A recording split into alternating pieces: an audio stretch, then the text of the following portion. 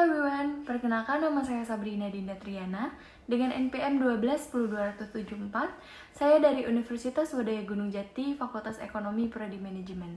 Kali ini saya akan membahas video tentang improve kompetensi atau memperbaiki kompetensi yang meliputi konsep dan sejarah kompetensi, dimensi kompetensi, contoh kompetensi, dan tingkat perbaikan dari kompetensi itu sendiri. Sebelum membahas tentang mengapa kompetensi itu perlu diperbaiki, terlebih dahulu saya akan menjelaskan mengenai konsep dan sejarah dari kompetensi. Menurut Lyle Spencer and Cy Spencer tahun 1993, kompetensi adalah karakteristik dasar perilaku individu yang berhubungan dengan kriteria acuan efektif dan atau kinerja unggul di dalam pekerjaan atau situasi. Selanjutnya, menurut Michael Armstrong, tahun 1994, kompetensi adalah apa yang orang bawa pada suatu pekerjaan dalam bentuk tipe dan tingkat perilaku yang berbeda. Selanjutnya, menurut praktisi manajemen sumber daya manusia, kompetensi diartikan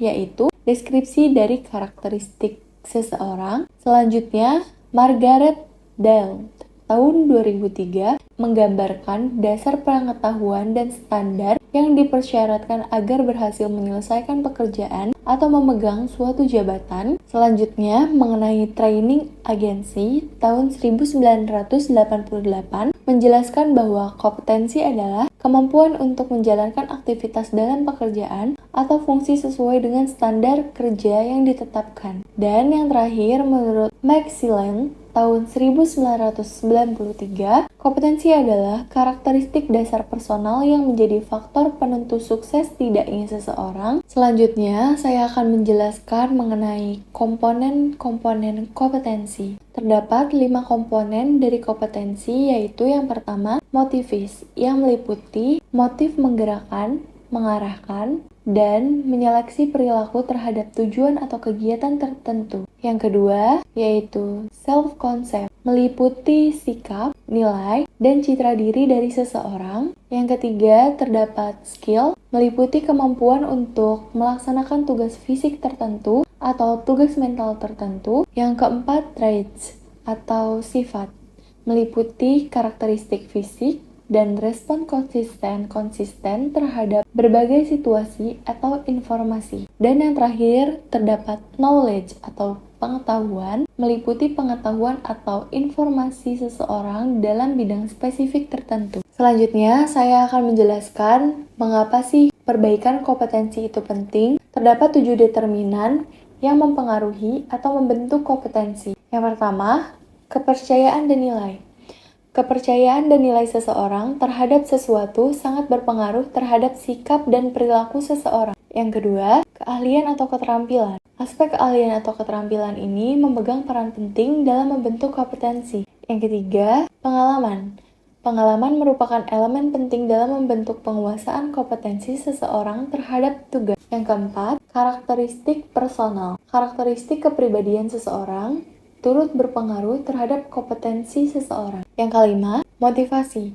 Motivasi seseorang terhadap suatu pekerjaan atau aktivitas akan berpengaruh terhadap hasil yang dicapai. Yang keenam, isu emosional. Hambatan dan blok emosional sering membatasi penguasaan kompetensi. Dan yang terakhir atau yang ketujuh yaitu kapasitas intelektual. Kapasitas intelektual seseorang akan berpengaruh terhadap penguasaan kompetensi. Selanjutnya terdapat 3 tingkat perbaikan kompetensi. Yang pertama, mudah diperbaiki, mengembangkan orang lain, efisiensi produksi, kerja tim, keahlian teknis, orientasi pelayanan, dan mengelola kinerja. Yang kedua yaitu agak sulit diperbaiki, orientasi hasil, kualitas keputusan, pengaruh penyelesaian konflik, pemikiran analisis, kecerdasan organisasional. Dan yang ketiga, sulit diperbaiki, inisiatif, inovasi, integritas, dan kejujuran,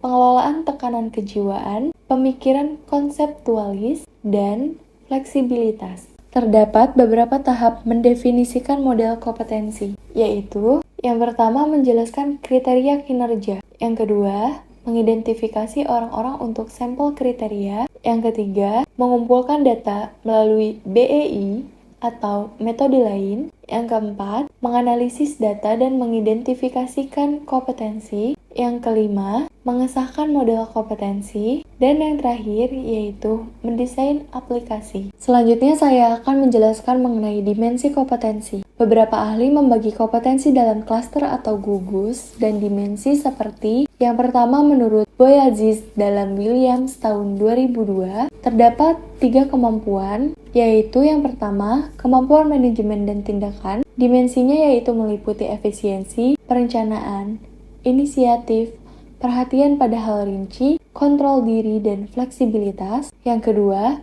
kemampuan manajemen orang. Dimensinya meliputi empati, persuasif, jaringan kerja, negosiasi, percaya diri, manajemen tim, pengembangan orang lain, dan komunikasi lisan. Yang ketiga, kemampuan logika analitis. Dimensinya meliputi menggunakan konsep, pengakuan pola, pengembangan teori, penggunaan teknologi, analisis kuantitatif, objektivitas sosial, dan komunikasi tertulis. Yang kedua, menurut Dulwich dalam Armstrong tahun 1995, terdapat 3 kemampuan, yaitu yang pertama, kemampuan intelektual, meliputi perspektif strategis, analisis dan penilaian, perencanaan dan pengorganisasian. Yang kedua, kemampuan interpersonal, meliputi mengelola staf, sikap persuasif dan asertif, pengambilan keputusan, kepekaan interpersonal, dan komunikasi lisan.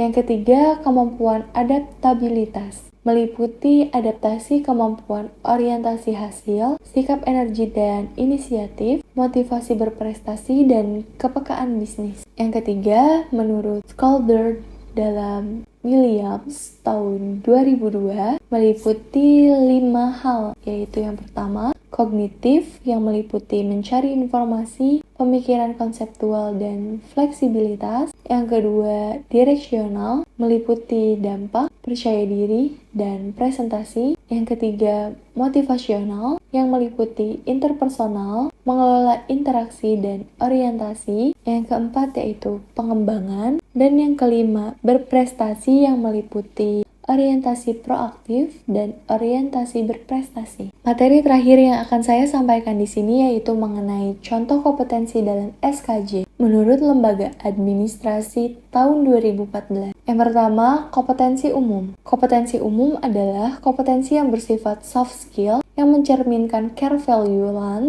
dan harus dimiliki oleh seluruh pegawai. Terdapat 4 kompetensi umum. Yang pertama yaitu integritas, yang kedua pembelajaran berkelanjutan, yang ketiga fokus pada stakeholder, dan yang terakhir berorientasi pada kualitas. Yang kedua, terdapat kompetensi kepemimpinan. Kompetensi yang harus dimiliki oleh pejabat struktural eselon 1-4 agar mampu memimpin secara efektif. Yang ketiga, terdapat kompetensi bidang atau teknis. Kompetensi yang harus dimiliki pegawai berupa pengetahuan, keahlian, dan sikap perilaku untuk melaksanakan tugas sesuai dengan bidangnya.